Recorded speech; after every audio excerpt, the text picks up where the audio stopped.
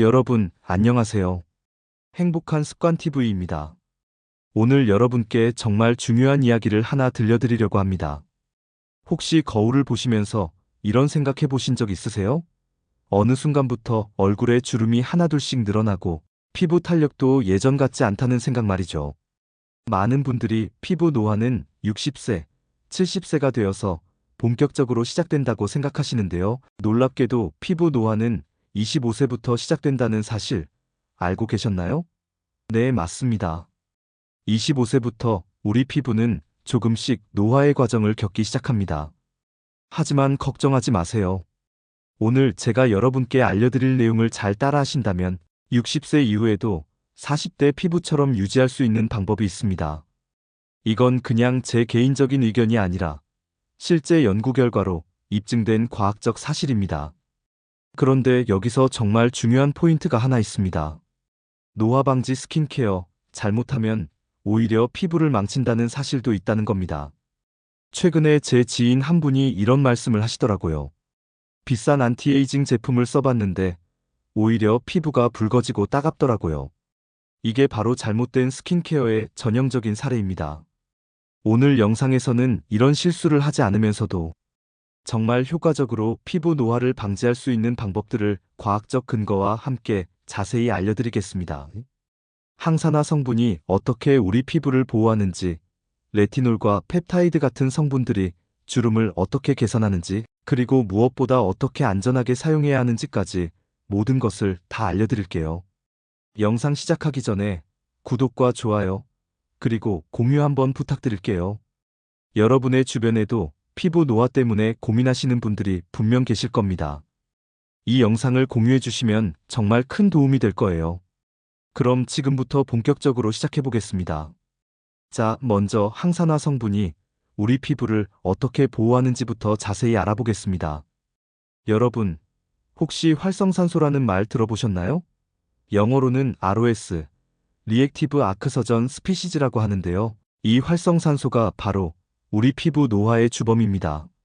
활성산소는 우리 몸의 세포를 공격해서 손상시키는 불안정한 분자인데요. 특히 자외선에 노출되거나 스트레스를 받거나 심지어 담배 연기나 공해에 노출될 때 우리 피부에서 활성산소가 많이 생성됩니다. 이 활성산소가 피부 세포의 DNA를 손상시키고 콜라겐과 엘라스틴 같은 피부 탄력을 유지하는 단백질들을 파괴하는 거죠. 그런데 여기서 항산화 성분이 등장합니다. 비타민 C, 비타민 E, 폴리페놀 같은 항산화 성분들은 이 활성산소를 중화시켜서 피부 손상을 막아주는 역할을 합니다. 마치 소방관이 불을 끄듯이 항산화 성분이 활성산소를 제거해주는 거예요. 실제로 2017년에 프런티즈 인 파머칼러지라는 권위 있는 의학 저널에 발표된 연구 결과가 있습니다. 이 연구에서는 항산화제를 피부에 국소적으로 바르는 실험을 했는데요. 놀랍게도 피부 탄력이 15%나 개선되었다는 결과가 나왔습니다. 15%라는 수치가 별것 아닌 것처럼 보일 수도 있지만 실제로 피부에서 15%의 탄력 개선은 육안으로도 충분히 차이가 느껴지는 수준입니다. 더 흥미로운 연구 결과도 있습니다. 하버드 헬스에서 발표한 자료에 따르면 자외선 차단제와 항산화제를 함께 사용했을 때 피부 주름 형성이 현저히 지연되는 효과가 확인되었다고 합니다. 이게 무슨 의미냐면 항산화제 하나만 쓰는 것보다 자외선 차단과 함께 병행했을 때 시너지 효과가 난다는 거죠. 그렇다면 구체적으로 어떤 항산화 성분들이 효과적일까요? 먼저 비타민 C를 말씀드려야겠네요. 비타민 C는 아마 가장 잘 알려진 항산화 성분일 겁니다. 비타민 C는 단순히 활성산소만 제거하는 게 아니라 콜라겐 생성도 촉진시킵니다. 우리 피부의 콜라겐은 나이가 들수록 점점 줄어드는데 비타민 C가 이 콜라겐 생성을 도와주는 거죠. 실제로 제가 아는 한 분은 60대 중반이신데 꾸준히 비타민 C 세럼을 사용하신 결과 주변 사람들이 50대 초반으로 착각할 정도로 피부가 좋아지셨어요. 물론 개인차가 있겠지만 꾸준히 사용하면 분명히 효과를 볼 수 있습니다. 비타민 E도 매우 중요한 항산화 성분입니다. 비타민 E는 지용성이라서 피부 장벽에 깊숙이 침투해서 세포막을 보호하는 역할을 합니다. 특히 비타민 C와 비타민 E를 함께 사용하면 서로의 효과를 증폭시키는 상승 효과가 있다고 알려져 있습니다. 폴리페놀도 빼놓을 수 없는데요. 녹차에서 추출한 카테킨이나 포도씨, 추출물에 들어있는 레스베라트롤 같은 성분들이 폴리페놀의 대표적인 예입니다. 이런 성분들은 항산화 효과뿐만 아니라 항염 효과도 있어서 피부 진정에도 도움이 됩니다. 그런데 여기서 중요한 포인트가 있습니다. 항산화 성분을 바르는 시간대도 중요하다는 거예요. 일반적으로 비타민 C 같은 항산화 세럼은 아침에 사용하는 것이 좋습니다. 왜냐하면 낮 동안 자외선이나 환경 오염물질에 노출될 때 항산화제가 피부를 보호해주기 때문입니다. 한 가지 더 말씀드리면 항산화 성분은 공기나 빛에 노출되면 산화되어 효과가 떨어질 수 있습니다. 그래서 제품을 구매하실 때는 어두운 색의 병에 담긴 제품을 선택하시고 개봉 후에는 시원하고 어두운 곳에 보관하시는 것이 좋습니다. 냉장고에 보관하시는 것도 좋은 방법입니다. 자, 그렇다면 이제 레티놀과 펩타이드 성분에 대해서 자세히 알아보겠습니다. 레티놀이라는 이름 많이 들어보셨죠? 레티놀은 비타민 E의 유도체인데요. 안티에이징 스킨케어에서 정말 핵심적인 성분입니다. 레티놀이 어떻게 작용하는지 설명드릴게요. 레티놀은 피부에 흡수되면 레티노산으로 변환되는데 이 레티노산이 피부 세포의 DNA에 작용해서 콜라겐 합성을 촉진시킵니다. 쉽게 말해서 피부에 이봐, 콜라겐 좀 더 만들어라고 신호를 보내는 거죠. 동시에 피부 세포의 턴오버, 즉 피부가 새로 태어나는 주기를 빠르게 만들어줍니다. 2021년에 저널 어브 카즈메틱 더머탈러지라는 저널에 발표된 연구 결과를 보면 레티놀을 12주 동안 꾸준히 사용했을 때 주름이 27%나 개선되었다고 합니다. 27%라는 수치는 정말 놀라운 결과예요. 3개월만 꾸준히 사용해도 주름이 4분의 1 이상 줄어든다는 거니까요. 실제로 제 친구 중에 한 분은 55세인데 레티놀을 6개월 정도 사용하시고 나서 정말 눈에 띄게 피부가 좋아지셨어요. 특히 눈가의 잔주름과 팔자주름이 많이 옅어졌다고 하시더라고요. 물론 처음 시작할 때는 좀 각질이 일어나고 따가운 느낌이 있었다고 하셨지만 저농도부터 시작해서 천천히 피부를 적응시키니까 나중에는 아무 문제 없이 사용하실 수 있었대요. 그런데 레티놀 사용할 때 정말 중요한 주의사항이 있습니다. 첫째, 반드시 저농도부터 시작해야 합니다. 보통 0.1%나 0.3% 농도부터 시작하는 것이 좋아요. 갑자기 고농도를 사용하면 피부가 붉어지고 각질이 심하게 일어나고 따갑고 가려운 증상이 생길 수 있습니다. 둘째, 레티놀은 반드시 저녁에만 사용해야 합니다. 왜냐하면 레티놀은 햇빛에 노출되면 분해되어 효과가 떨어지고 오히려 피부를 자극할 수 있기 때문입니다. 그래서 저녁 스킨케어 루틴에 레티놀을 포함시키고 다음날 아침에는 반드시 자외선 차단제를 바르셔야 합니다. 셋째, 처음에는 격일로 사용하다가 피부가 적응하면 매일 사용하는 방식으로 천천히 빈도를 늘려가는 것이 좋습니다. 급하게 매일 사용하려고 하면 피부가 감당하지 못할 수 있어요. 이제 펩타이드에 대해서 말씀드리겠습니다. 펩타이드는 아미노산이 연결된 짧은 사슬 구조인데요. 우리 피부에서 매우 중요한 역할을 합니다. 펩타이드는 피부 장벽을 강화하고 수분 유지력을 높여주는 효과가 있습니다. 클리블랜드 클리닉에서 발표한 자료에 따르면 펩타이드가 함유된 크림을 사용했을 때 피부의 보습력이 20%에서 30%까지 향상되었다고 합니다. 이게 왜 중요하냐면 나이가 들수록 피부의 수분 보유 능력이 떨어지는데 펩타이드가 이 문제를 해결해 주는 거죠. 펩타이드에도 여러 종류가 있습니다. 시그널 펩타이드는 콜라겐 생성을 촉진하고 캐리어 펩타이드는 구리 같은 미네랄을 피부 깊숙이 전달해서 상처 치유와 콜라겐 합성을 돕습니다. 뉴로트랜스미터 펩타이드는 근육 수축을 억제해서 표정주름을 완화시키는 효과가 있어요. 마치 보톡스 같은 효과를 내는 거죠. 한 가지 좋은 점은 펩타이드는 레티놀과 달리 자극이 거의 없다는 겁니다. 그래서 민감성 피부를 가진 분들이나 레티놀을 견디기 힘든 분들이 대안으로 사용하기에 아주 좋습니다. 실제로 제가 아는 어떤 분은 레티놀 사용할 때마다 피부가 너무 예민해져서 포기했는데 펩타이드 제품으로 바꾸고 나서는 아무 문제 없이 잘 사용하고 계신다고 하더라고요. 레티놀과 펩타이드를 함께 사용하는 것도 좋은 방법입니다. 예를 들어 저녁에 레티놀을 바르고 그 위에 펩타이드가 함유된 보습 크림을 덧바르면 레티놀의 자극은 줄이면서 효과는 극대화할 수 있습니다. 여기서 또 하나 중요한 포인트를 말씀드릴게요. 이런 성분들이 효과를 보려면 최소한 얼마나 사용해야 할까요?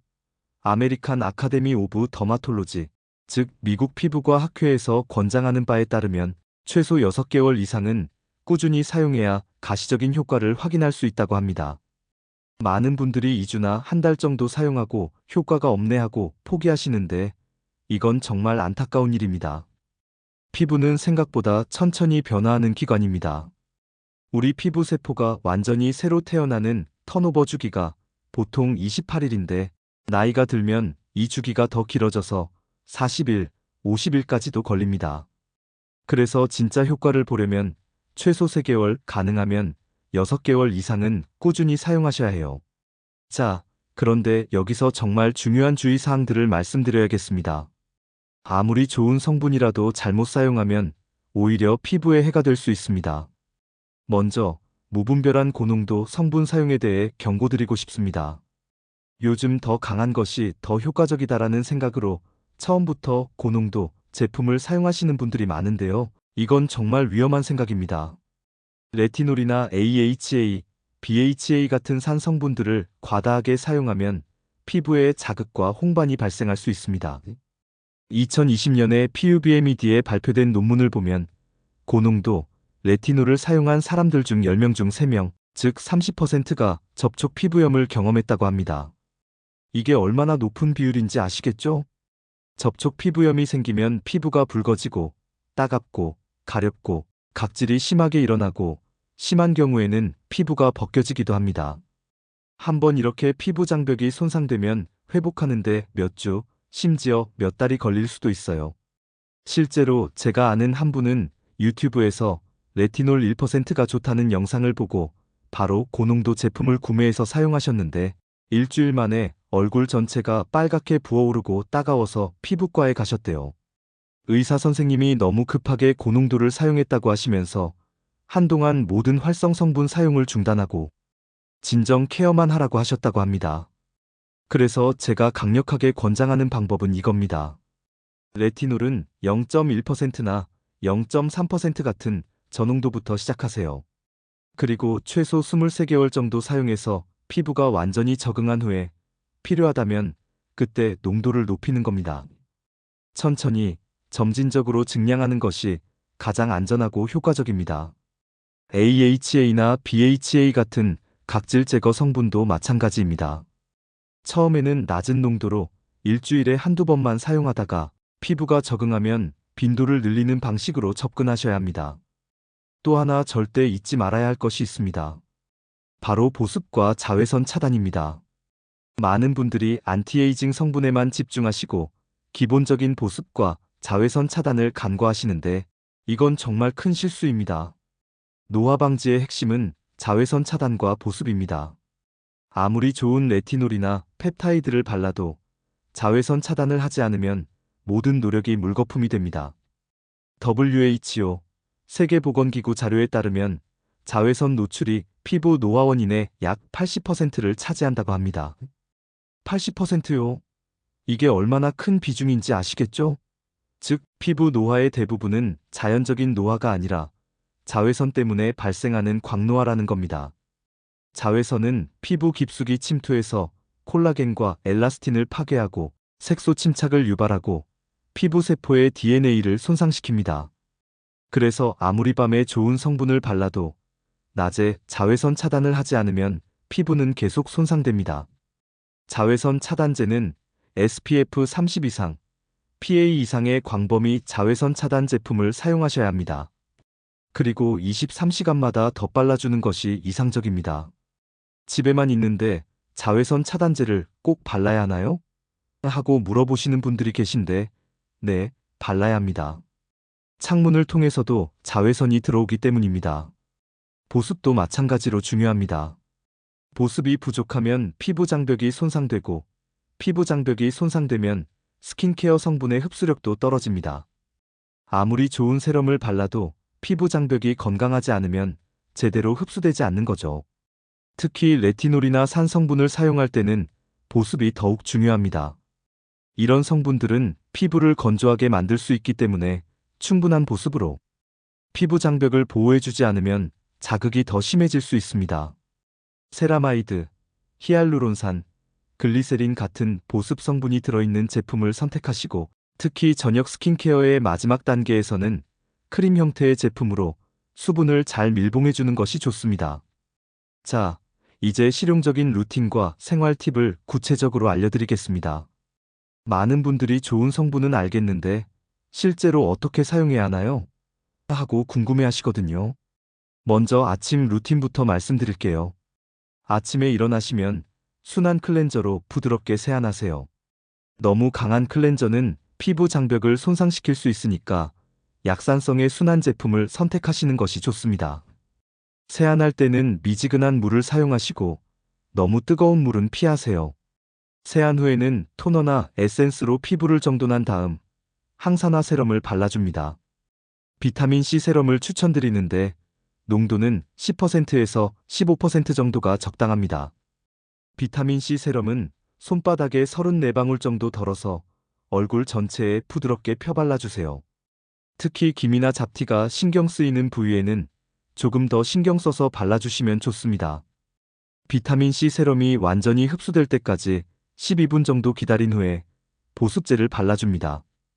그리고 가장 중요한 마지막 단계, 자외선 차단제를 바르는 겁니다. 자외선 차단제는 충분한 양을 사용하는 것이 중요한데요. 얼굴에 사용할 때는 대략 500원 동전 크기 정도의 양이 필요합니다.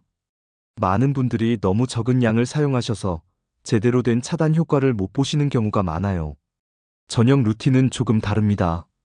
저녁에는 먼저 클렌징을 철저히 해주셔야 합니다. 특히 자외선 차단제를 바르셨다면 이중 세안을 하시는 것이 좋습니다. 먼저 오일이나 밤 타입의 클렌저로 메이크업과 자외선 차단제를 녹여내고 그 다음 폼 클렌저로 한 번 더 세안하는 거죠. 깨끗하게 세안한 후에는 토너로 피부를 정돈하고 여기서 레티놀을 사용하는 겁니다. 레티놀은 완두콩 크기 정도의 아주 소량만 사용하시면 됩니다. 너무 많이 사용하면 자극만 심해지고 효과가 더 좋아지는 것도 아니에요. 레티놀을 바를 때는 눈가, 입가, 코 주변 같은 민감한 부위는 피하고 얼굴 전체에 골고루 얇게 펴 발라줍니다. 그리고 510분 정도 기다려서 레티놀이 완전히 흡수되게 한 다음 세라마이드나 펩타이드가 함유된 보습 크림으로 마무리합니다. 처음 레티놀을 사용하실 때는 일주일에 23번 격일로 사용하시다가 피부가 적응하면 점차 빈도를 늘려서 매일 사용하는 방식으로 진행하세요.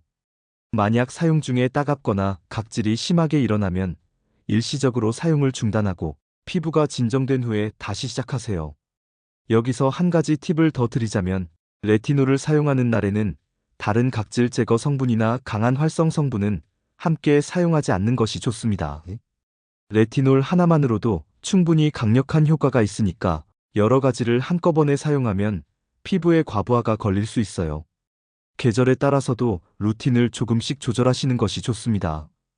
여름에는 날씨가 덥고 습하니까 가벼운 제형의 보습제를 사용하시고 겨울에는 건조하니까 좀 더 무겁고 영양감 있는 크림을 사용하시는 거죠. 레티놀도 겨울에는 건조함이 더 심해질 수 있으니까 필요하다면 사용 빈도를 조금 줄이시는 것도 방법입니다. 또 하나 중요한 생활 팁을 말씀드리면 스킨케어는 외부에서만 하는 것이 아니라 내부에서도 해야 합니다. 충분한 수분 섭취가 정말 중요한데요. 하루에 최소 1.5리터에서 2리터 정도의 물을 마시는 것이 좋습니다. 물을 충분히 마셔야 피부 세포에도 수분이 공급되고 노폐물도 잘 배출됩니다. 식습관도 피부 노화에 큰 영향을 미칩니다. 항산화 성분이 풍부한 과일과 채소를 많이 드시는 것이 좋은데요. 블루베리, 토마토, 시금치, 브로콜리 같은 음식들이 특히 좋습니다. 오메가3 지방산이 풍부한 생선도 피부 건강에 도움이 되고요. 반대로 피해야 할 것들도 있습니다. 설탕이 많이 든 음식은 당화 작용을 일으켜서 피부 노화를 촉진시킵니다. 당화라는 것은 당분이 단백질과 결합해서 콜라겐과 엘라스틴을 손상시키는 과정인데요. 이게 피부 탄력을 떨어뜨리고 주름을 만듭니다. 그래서 단 음식이나 정제된 탄수화물은 가능한 한 줄이시는 것이 좋습니다. 술과 담배는 말할 것도 없이 피부의 적입니다. 술은 피부를 탈수시키고 염증을 유발하며 담배는 활성산소를 대량으로 생성시켜서 피부 노화를 급격히 진행시킵니다. 실제로 흡연자와 비흡연자의 피부 나이를 비교한 연구를 보면 같은 나이라도 흡연자의 피부가 5년에서 10년 정도 더 늙어 보인다고 합니다. 수면도 매우 중요합니다. 우리 피부는 잠자는 동안 재생되고 회복됩니다. 특히 밤 10시부터 새벽 2시까지가 피부 재생이 가장 활발하게 일어나는 시간대인데요. 이 시간에 충분히 자지 못하면 피부 재생이 제대로 이루어지지 않습니다. 하루 78시간의 충분한 수면을 취하시는 것이 피부 건강에 정말 중요합니다. 스트레스 관리도 빼놓을 수 없습니다. 스트레스를 받으면 코르티솔이라는 스트레스 호르몬이 분비되는데 이 호르몬이 콜라겐을 분해하고 피부 염증을 악화시킵니다. 요가, 명상, 산책 같은 활동으로 스트레스를 관리하시는 것이 피부 건강에도 도움이 됩니다. 이제 핵심 주의 사항들을 다시 한번 정리해서 말씀드리겠습니다. 이 부분은 정말 중요하니까 꼭 기억해 주세요. 첫째, 레티놀이나 AHA, BHA 같은 강력한 성분을 사용하실 때 임산부나 수유부는 반드시 의사와 상담하셔야 합니다. 특히 레티놀은 임신 중에는 사용하지 않는 것이 원칙입니다. 태아에게 영향을 줄 수 있기 때문입니다. 또한 아토피 피부염, 지루성 피부염, 주사 같은 피부 질환이 있으신 분들도 새로운 활성 성분을 시도하기 전에 피부과 전문의와 상담하시는 것이 안전합니다. 피부 질환이 있는 상태에서 강한 성분을 사용하면 증상이 악화될 수 있어요. 둘째, 자외선 차단제를 사용하지 않으면 모든 스킨케어 효과가 반감된다는 점을 절대 잊지 마세요. 아무리 밤에 좋은 성분을 열심히 발라도 낮에 자외선에 무방비로 노출되면 피부는 계속 손상됩니다. 자외선 차단은 선택이 아니라 필수입니다. 심지어 흐린 날에도 비 오는 날에도 자외선은 있습니다. 구름을 뚫고 자외선이 내려오기 때문에 날씨와 상관없이 매일 자외선 차단제를 바르셔야 합니다. 실내에 있어도 창문을 통해 자외선이 들어오니까 실내에서도 자외선 차단제를 바르시는 것이 좋습니다. 셋째, 과도한 제품 다층 레이어링은 오히려 피부 자극을 유발할 수 있습니다. 요즘 10단계 스킨케어, 12단계 스킨케어 이런 말들이 유행하는데 많은 제품을 바른다고 해서 효과가 더 좋아지는 것은 아닙니다. 오히려 너무 많은 제품을 겹겹이 바르면 피부가 숨을 쉬지 못하고 제품들이 서로 반응해서 자극을 일으킬 수 있습니다. 특히 여러 가지 활성 성분을 한꺼번에 사용하면 피부에 과부하가 걸려요. 스킨케어는 많이 하는 것보다 제대로 하는 것이 중요합니다. 클렌저, 토너, 세럼 하나, 보습제, 자외선 차단제, 이 정도만 해도 충분합니다. 여기에 저녁에 레티놀을 추가하는 정도면 완벽한 루틴이에요. 넷째, 새로운 제품을 시작할 때는 반드시 패치 테스트를 하세요. 팔 안쪽이나 귀 뒤쪽 같은 민감한 부위에 소량을 발라보고 24시간 동안 관찰해서 이상 반응이 없는지 확인하는 겁니다. 특히 레티놀 같은 강한 성분은 더욱 신중하게 테스트해야 합니다. 다섯째, 한 번에 여러 가지 새로운 제품을 시작하지 마세요. 새로운 제품을 추가할 때는 한 번에 하나씩만 추가하고 최소 2주 정도 사용해 본 후에 문제가 없으면 다음 제품을 추가하는 방식으로 진행하세요. 그래야 만약 문제가 생겼을 때 어떤 제품 때문인지 알 수 있습니다. 여섯째, 제품의 유통기한과 보관 방법을 확인하세요. 개봉한 제품은 보통 6개월에서 12개월 이내에 사용하는 것이 좋고, 특히 항산화 성분이나 레티놀 같은 활성 성분은 공기와 빛에 노출되면 빨리 산화되므로 서늘하고 어두운 곳에 보관해야 합니다. 이제 많은 분들이 가지고 계신 흔한 오해들을 바로잡아 드리겠습니다. 이 오해들 때문에 잘못된 스킨케어를 하시는 분들이 정말 많거든요. 첫 번째 오해, 비싼 화장품이 효과가 더 좋다는 생각입니다. 많은 분들이 백화점에서 파는 명품 브랜드가 효과도 더 좋겠지 하고 생각하시는데 실제로는 그렇지 않습니다. 하버드 헬스에서도 밝혔듯이 화장품의 효과는 가격이 아니라 성분과 농도가 좌우합니다. 예를 들어 몇십만 원짜리 명품 브랜드 세럼과 몇만 원짜리 더마 코스메틱 브랜드 세럼을 비교해보면 실제 활성 성분의 종류와 농도는 거의 비슷하거나 오히려 저렴한 제품이 더 높은 경우도 있습니다. 비싼 제품의 가격에는 브랜드 마케팅 비용, 포장 비용, 유통마진 같은 것들이 포함되어 있는 거죠. 물론 명품 브랜드 제품들도 좋은 제품들이 많지만 비싸니까 무조건 좋다는 생각은 잘못된 겁니다. 중요한 건 제품의 성분표를 확인하는 거예요. 레티놀이 얼마나 들어있는지, 비타민 C의 농도는 어떤지, 펩타이드는 어떤 종류가 들어있는지 이런 것들을 확인하고 선택하는 것이 현명한 소비입니다. 두 번째 오해, 콜라겐 크림을 바르면 피부에 바로 흡수된다는 생각입니다.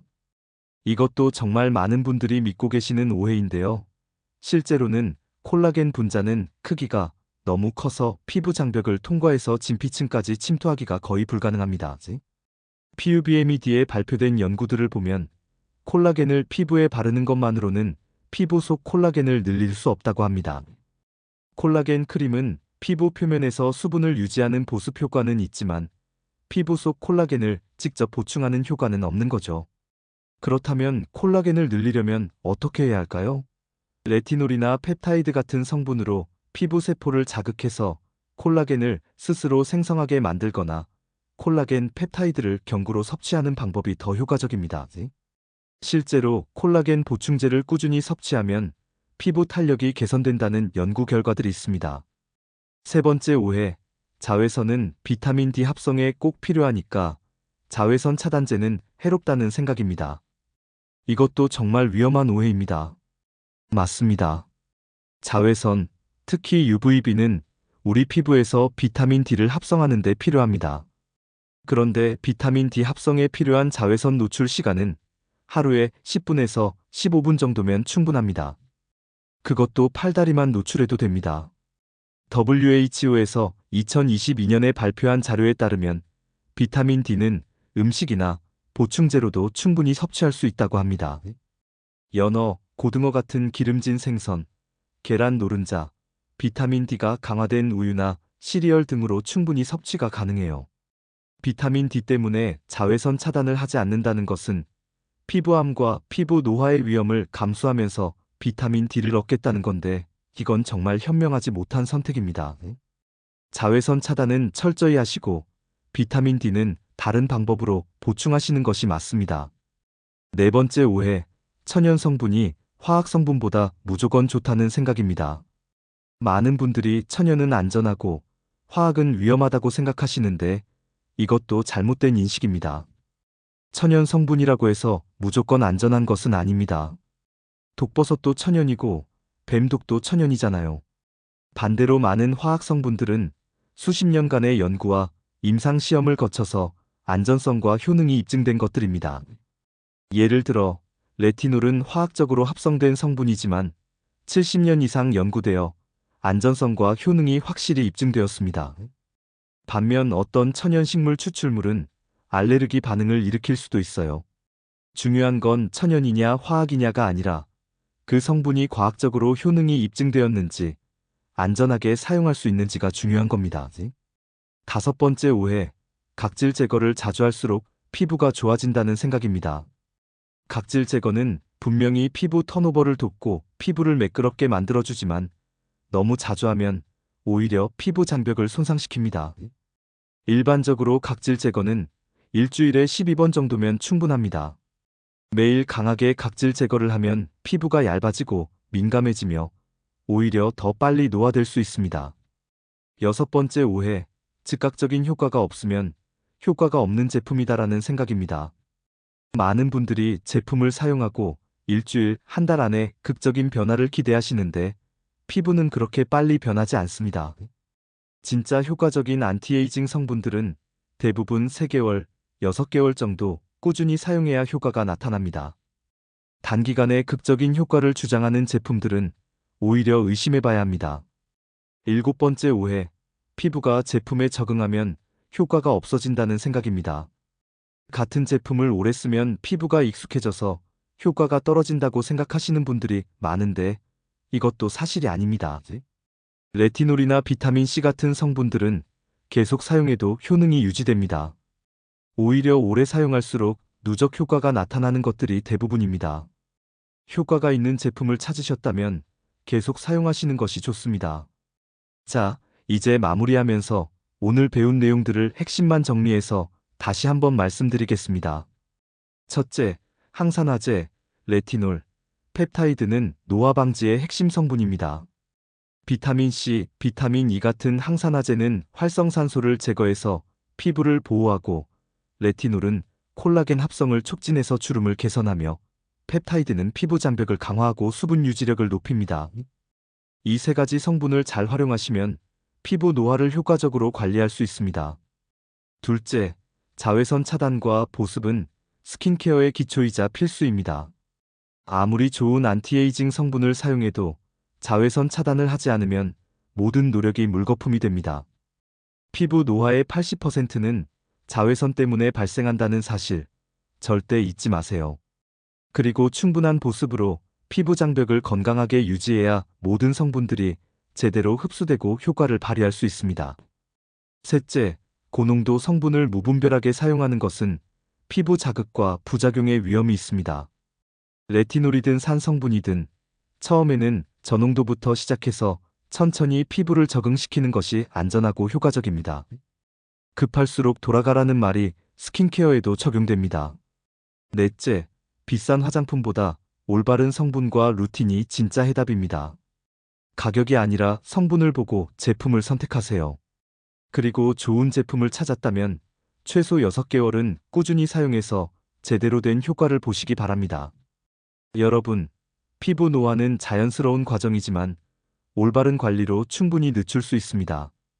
60세, 70세가 되어도 건강하고 탄력 있는 피부를 유지하는 것은 가능합니다. 오늘 제가 알려드린 방법들을 하나씩 실천해보세요.